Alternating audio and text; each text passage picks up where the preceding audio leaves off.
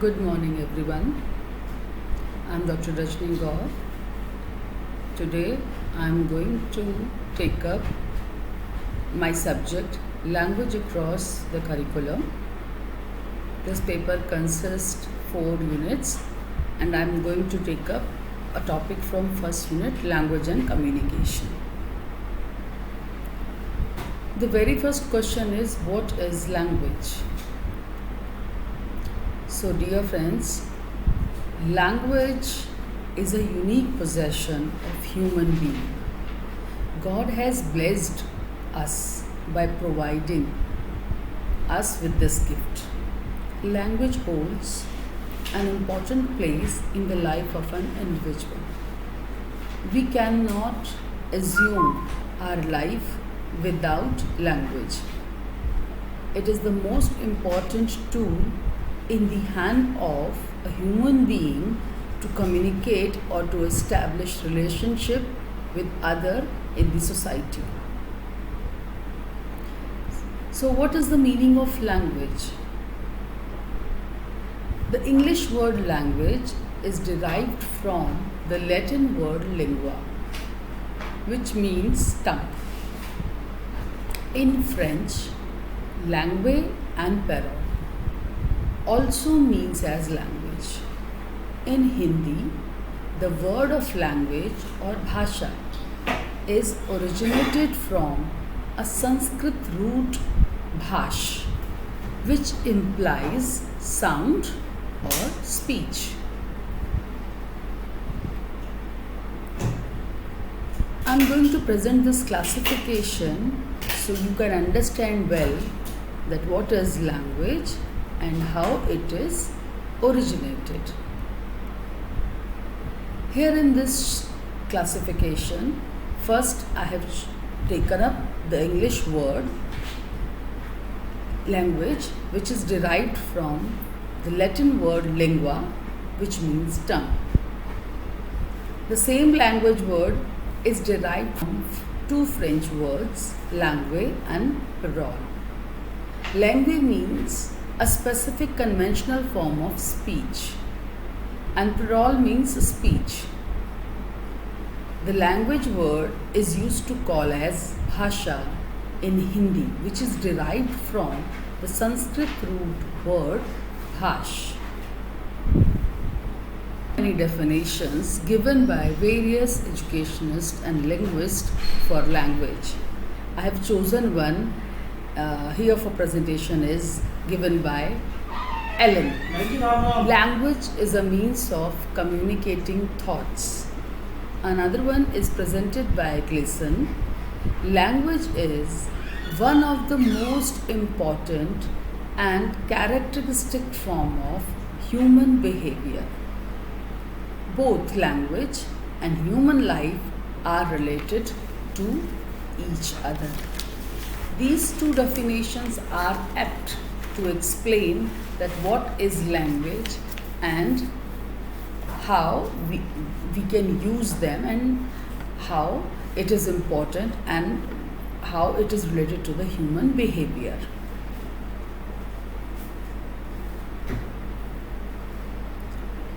Now we move towards the features and characteristics of language. The characteristics of language are classified into two broad categories, and these two broad categories are structural characteristics and behavioral characteristics.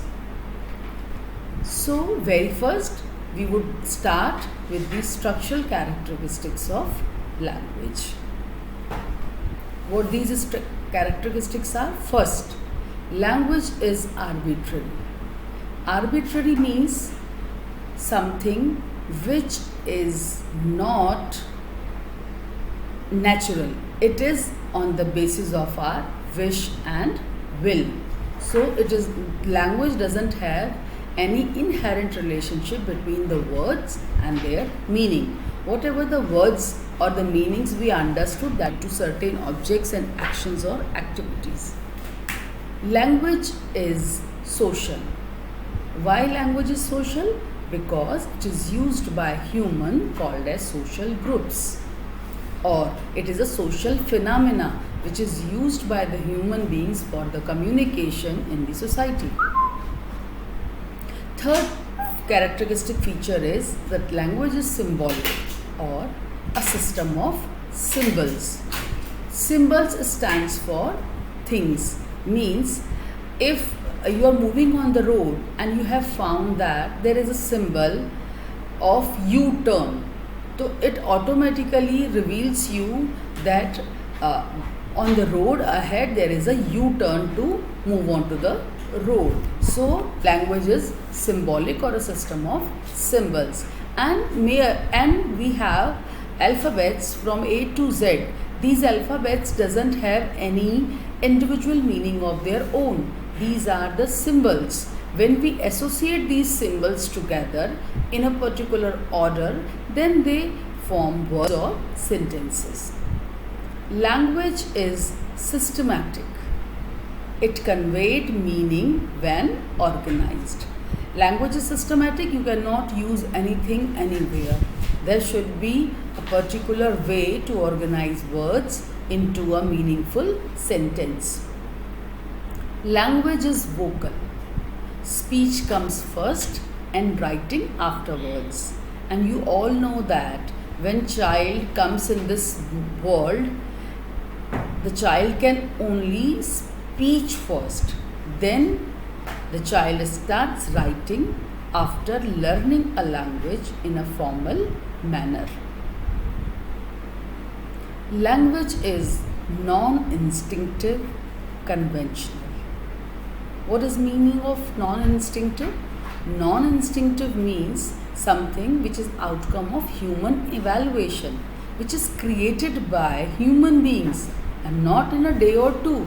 It took years. Language is productive and creative. Of course, language is productive and creative because new things can be created by combined words and alphabets.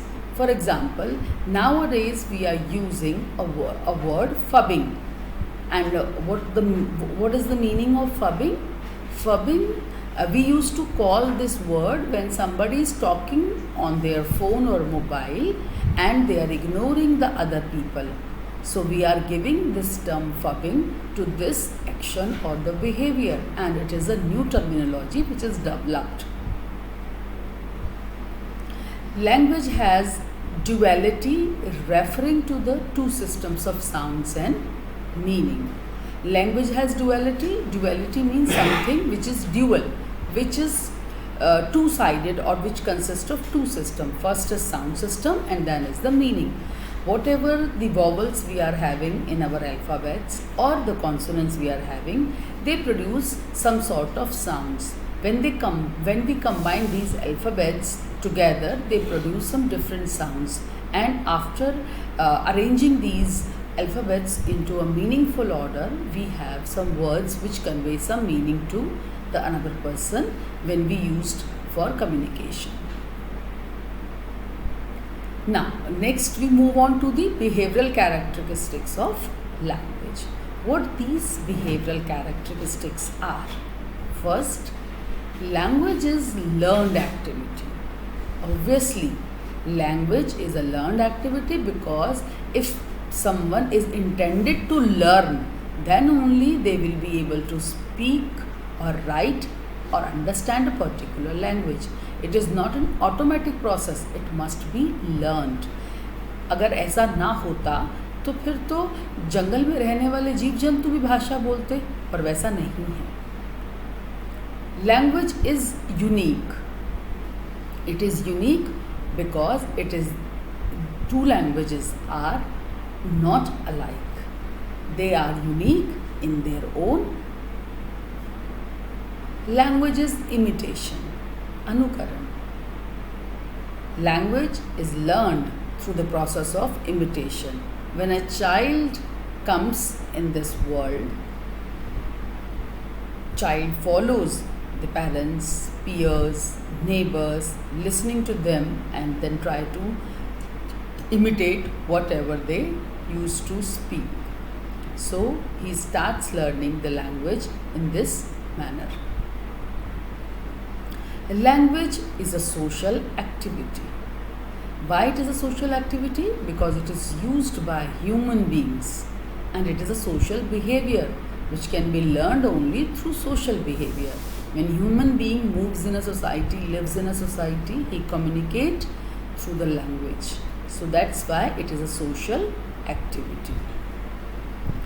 Language is for communication. The sole purpose of language is communication. There is no other way, or there is no other purpose for which we use the language, whether we use it in a formal way or whether we use it in an informal way. But the sole purpose is to communicate with someone. Language is habit formation. We all know that, or we all are aware of it, that practice makes a man perfect. As much as we use the language, we attain mastery over it. So practice continues till it becomes behavior. So it is the habit formation. Language is a powerful tool. Language is a powerful tool, is in the hand of a human being, because with the help of language, it has that much of power. Even we can heal the wounds of someone, or we can hurt someone with the use of language. So always use the language in a positive sense, and never try to hurt someone by using language in some other way or in the another manner. Language is not static. Obviously it is not static, because it is dynamic in nature. It keeps on changing its existing structure or existing parameters as the society moves on, and as the society brings some changes into it. Accordingly, the language also changes. Language relates to culture. Obviously, language doesn't belong to an individual or an individual society. It belongs to a culture, a particular society who possess a particular culture. It relates to a particular culture, and for different culture. So these are the characteristics of language. Now we move on to the structure of language. The word structure means to arrange or organize language in a particular way. All languages have underlying structural rules that make meaningful communication possible, and there are the 5 main components of language, and these components are phonology and phonetics, morphology,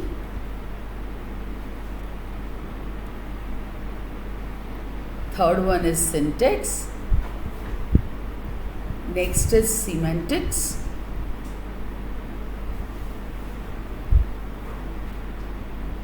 and the last one is pragmatics. These 5 components are the most essential component of language, which frame the structure for a language. So these all 5 components we will discuss in our next lecture. Hope you all will understand whatever I have conveyed to you through this presentation.